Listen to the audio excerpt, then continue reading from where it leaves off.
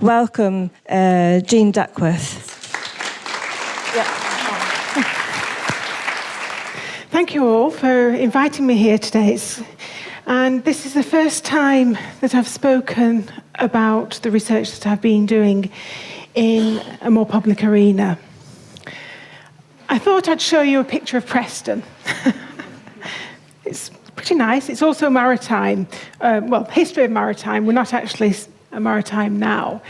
But the research that I've been doing is called Straddling Paradigms, an interpretive hermeneutic exploration of the experience and practice of midwife homeopaths. The study was actually to explore, identify, and understand the impact that training as a homeopath has on midwives as they try to straddle the different philosophical and practice paradigms of NHS midwifery and homeopathy, and the implications of this on their midwifery practice. The rationale for this, though, was that as a student of homeopathy and later as a lecturer, I came across many instances of midwives studying homeopathy.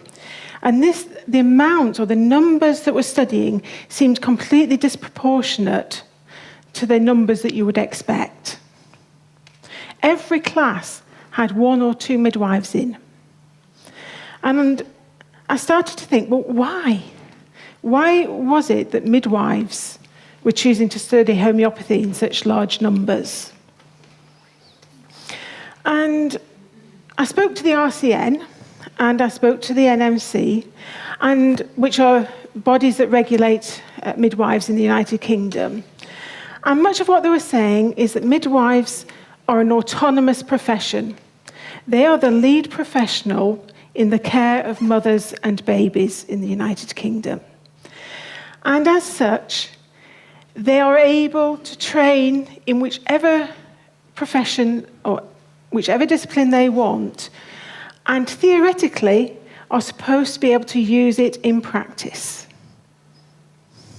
And I'd say theoretically. So what I did was I interviewed midwives who held a practicing qualification in homeopathy.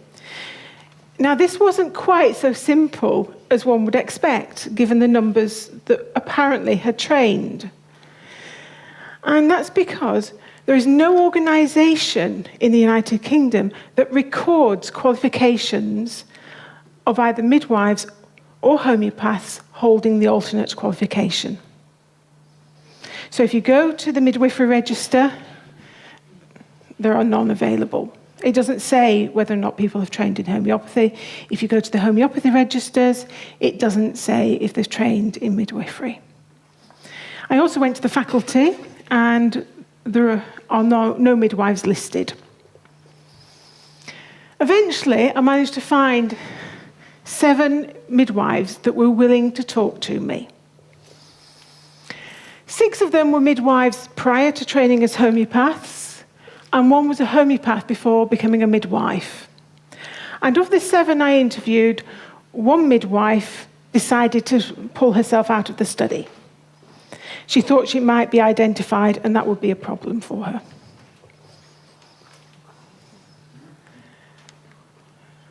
So, this is an interesting table. It tells you about them. And of the 7, or the 6 remaining, only 2 remained as a midwife in the NHS. 1 became an independent midwife. And it was interesting that that was the person who trained in homeopathy first before she became a midwife. None of them were homeopaths in the NHS. They were not allowed to use it.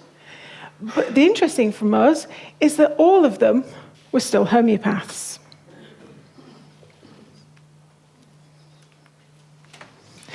This is how they report feeling.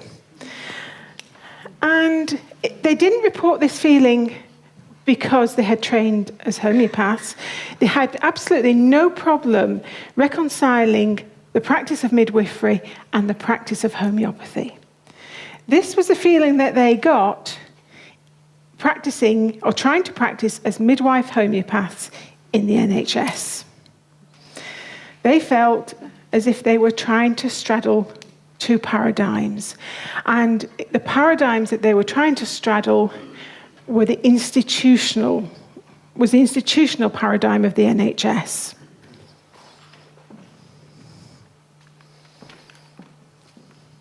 Okay. But this is essentially a story. And it's a story of their metamorphosis. So they came into studying homeopathy. And they came in, you could say bright-eyed and bushy-tailed, like a lot of homeopathy students, thinking that they are going to make a difference with their homeopathy. There are lots of things that come out of my study, but today in 20 minutes, I only wanted to take one aspect. And it's their story. The midwives, they were all happy and settled. And look, happy as midwives, until they experienced, and every one of them had an individual experience which drew them to homeopathy. And it was either the health of themselves or of a family member. And often it was children. And this goes back to what Peter was saying this morning about treating children. A lot of the studies that had come up were about acute otitis media. And in fact, two of them, it was exactly that condition that led them to studying homeopathy. They had gone to their GP and been prescribed antibiotics time and time again. And they got to the point where they actually felt as if they were poisoning their children. And that's the point at which they decided to go and seek out the help of a homeopath. And this really challenged them because the system which they were so closely embedded in could no longer help them. And so they decided that eureka moment, I'm going to train as a homeopath. And I'm going to add it to my practice. But once they were training as homeopaths, and once they were trying to take it back into their trusts or into the hospitals, they felt they no longer fit there. They felt that whilst some colleagues helped them and some were quite receptive to it, others didn't. And they said it felt like a witch hunt. But none of the midwives actually felt supported by the system. And they tried to introduce homeopathy. It was the pharmacists that stopped it happening. It was trust policy that stopped it happening. It was the senior nurses that stopped it happening. And as I said, of the 6 midwives completing the study, only 2 remained in practice as midwives. The rest left. And that was because in order to be true to themselves and to be authentic, they felt they could no longer coexist in a system. And I have lots of data about the reasons and their experience. But rather than talk about the barriers, I thought, well, what is it about the 2 that stayed? How could they make it work? Were they inauthentic? Were they now in a system that they hated because they couldn't practice their homeopathy, and they were all still homeopaths? But this is what they said to me. Homeopathy is not just about the remedies. It's also about the way that you practice. And so this, my thesis is not that homeopathic remedies don't work or are not important. It's just this group of midwife homeopaths, what happened when they were no longer able to use their remedies. So I want to tell you, because we only have a little time, about one of their stories. And I must admit, I was a bit disappointed in a way by their stories, because I thought that's the way that care should be. It's nothing about what they said seemed remarkable. And it was only when I started to talk with nurses, and I work in a school which is predominantly made up of nurses. And they were saying, actually, what you're saying is really important. The background to this is that I don't know how many of you are aware, but hospital care in the United Kingdom has come up, and especially nursing care, has come under a great deal of criticism in recent years.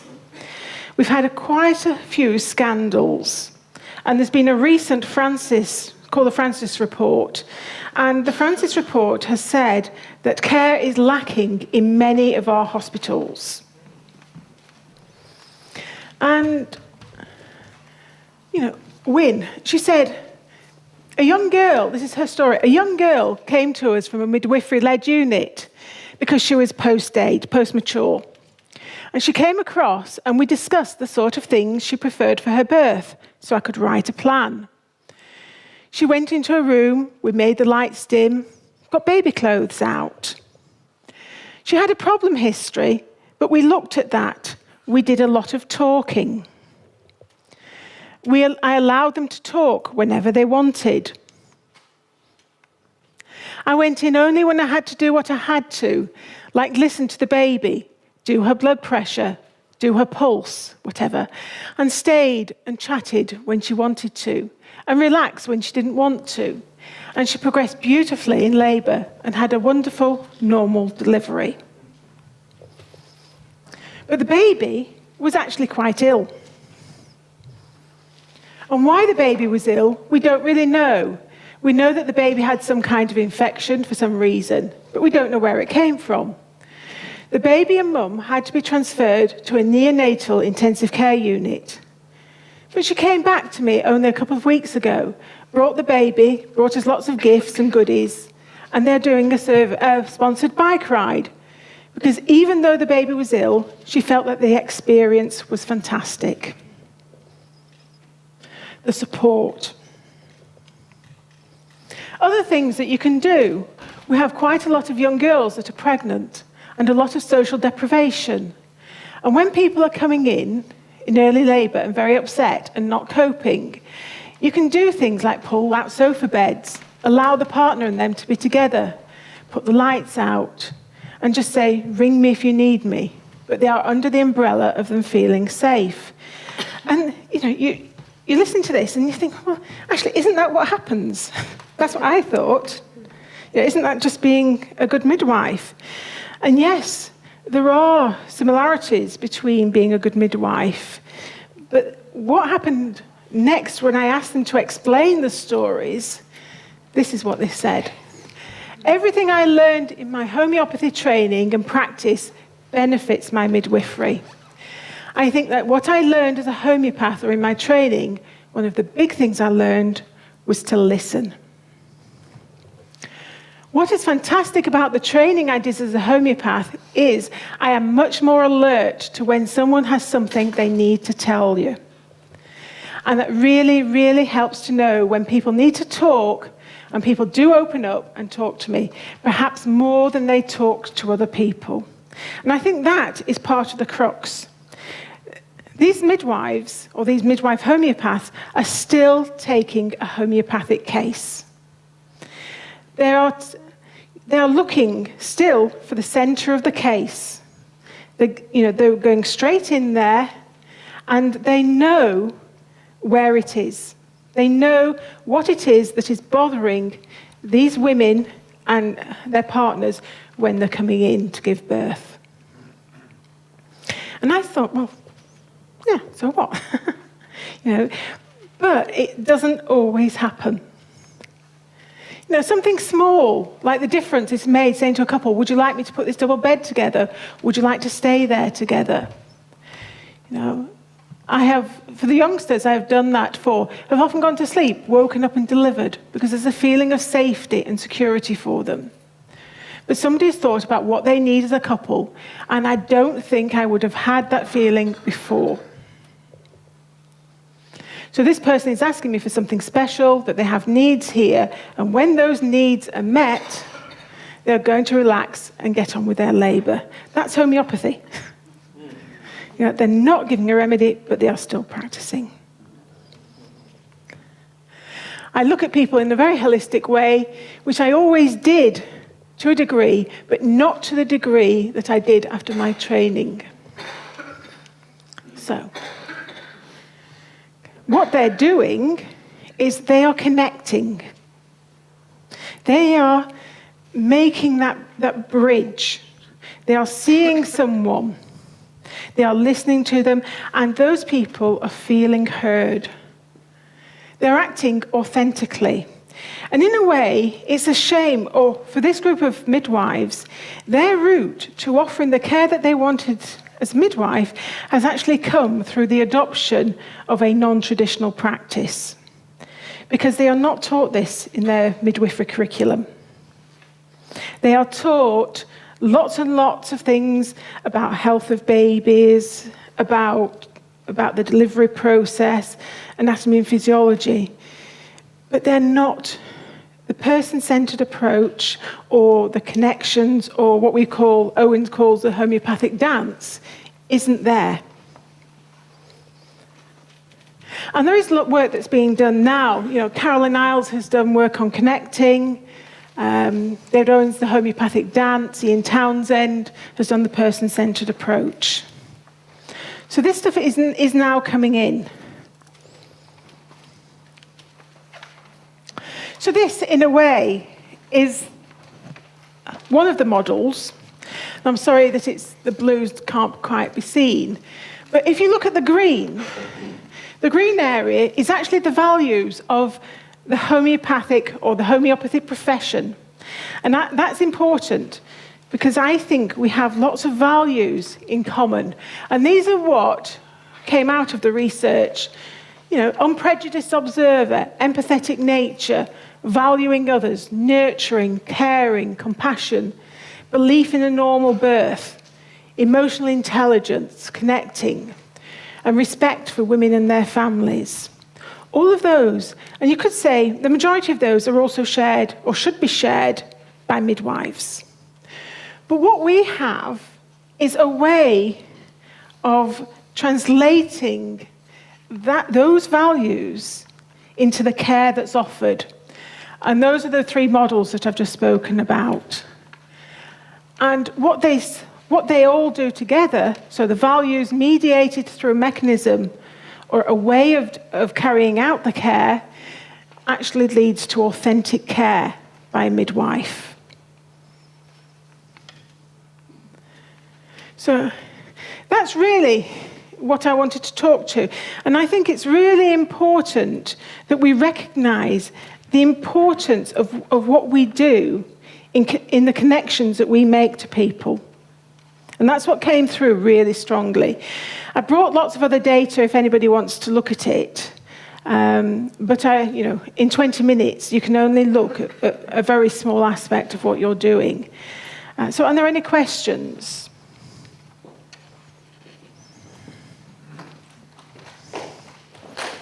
Oh, thank you. Thank you. Question time.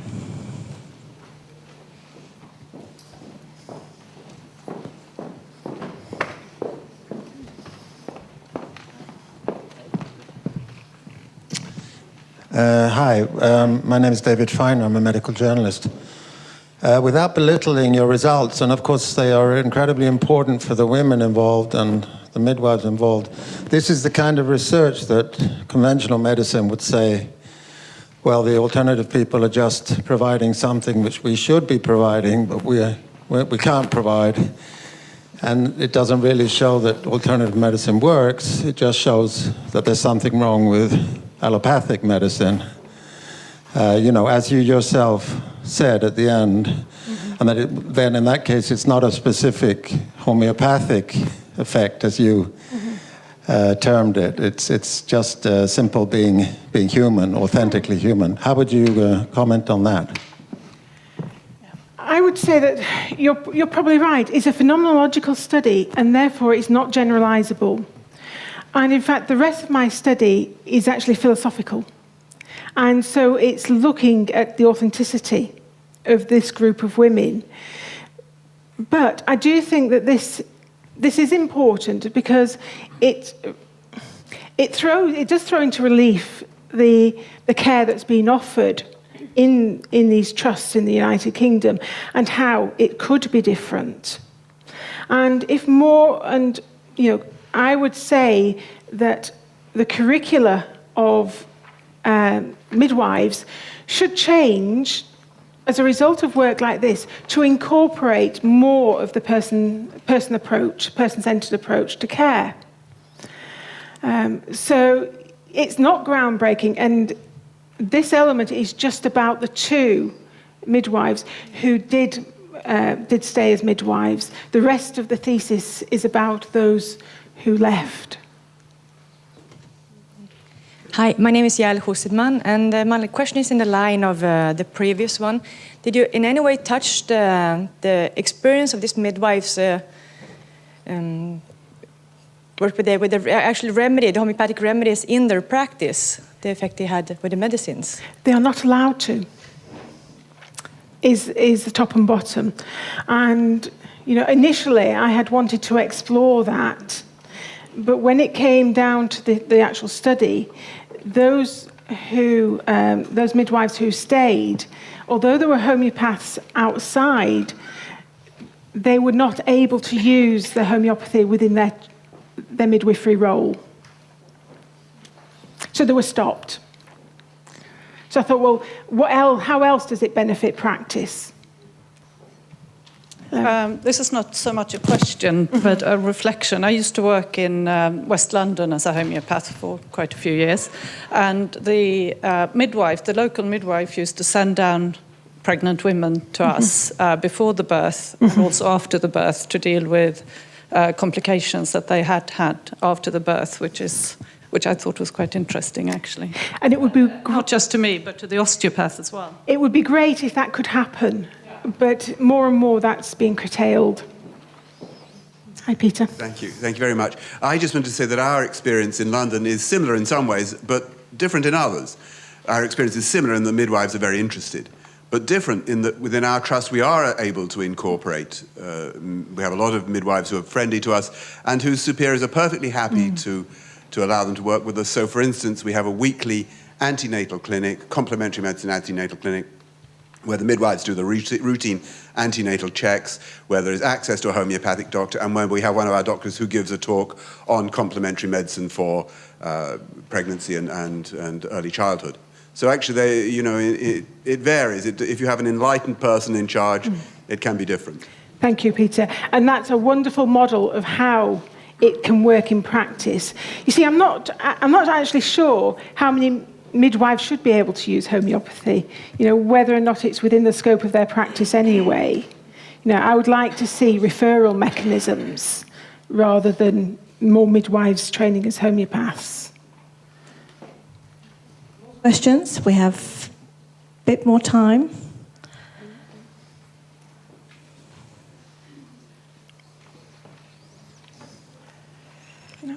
Right. Thank you very much, Jean. Thank you. Thank you.